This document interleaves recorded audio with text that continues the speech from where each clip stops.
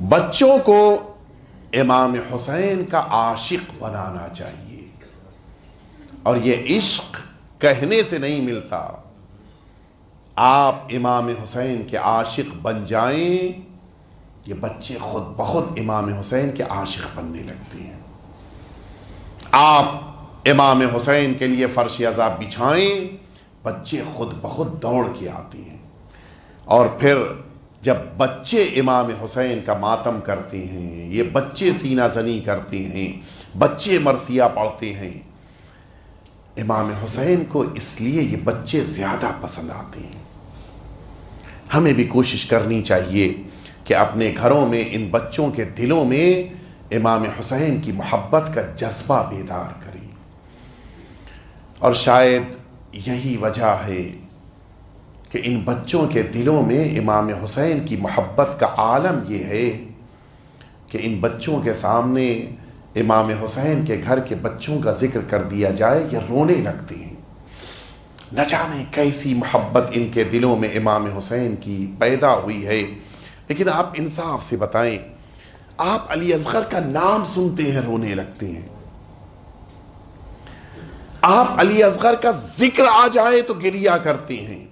آپ میں سے کسی نے علی اصغر کو دیکھا نہیں ہے، آپ میں سے کسی نے علی اصغر کے اس جھولے کو نہیں دیکھا ہے کہ جس جھولے کو اس میدان کربلا میں جلا دیا گیا تھا۔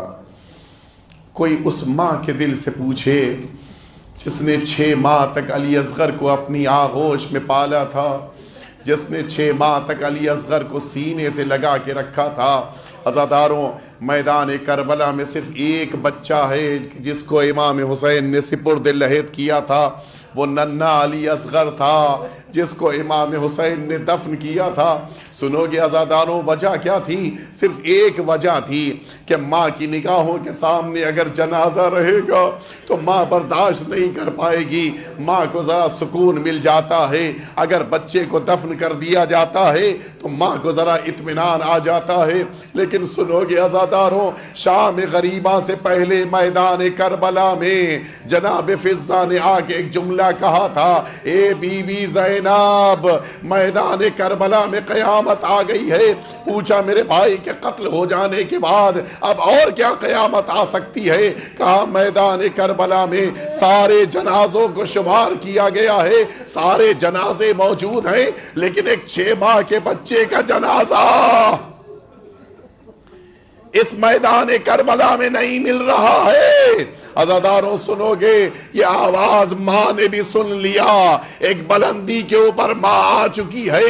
اب میدان کربلا میں نظر دوڑائی، عجیب منظر ہے، گھوڑے پر بیٹھے ہوئے ظالم اپنے ہاتھوں میں نیزے لیے ہوئے زمین کربلا میں چبھو رہے ہیں تاکہ جہاں یہ نیزہ زمین نرم ہوگی اندر چلا جائے گا۔ عزاداروں سنو گے، ماں بلندی پہ کھڑی دیکھ رہی ہے، اچانک اب جو نیزہ زمین سے اٹھا، فضاؤں میں علی اصغر کا جسم اطہر، ماں تڑپ گئی، اے امیر المومنین۔ ہاں عزاداروں میں مجلس مکمل کر دیتا، لیکن جناب علی اصغر کے مصائب ہیں، ایک جملہ اور سنتے جائیے۔ اسی شہر ممبئی میں ایک مرد مومن کے چھوٹے سے بچے کا انتقال ہو گیا، اور اس کے بعد جب دفن ہو گیا ہم سب وہاں پر موجود تھے۔ اچانک اس نے کہا مجھے جلدی گھر جانا ہے۔ پوچھا گیا گھر جا کے کیا کرو گے؟ کہا مجھے گھر سب سے پہلے پہنچنا ہے۔ کہا کیا کرو گے؟ ابھی بچے کی ماں تو یہیں پر ہے۔ کہا میں بچے کی ماں سے پہلے گھر جانا چاہتا ہوں۔ پوچھا کیوں جانا چاہتے ہو؟ کہا تاکہ جب میں گھر پہنچ کے میں اس بچے کے سارے لباس چھپا دوں، تاکہ جب ماں گھر پہ آئے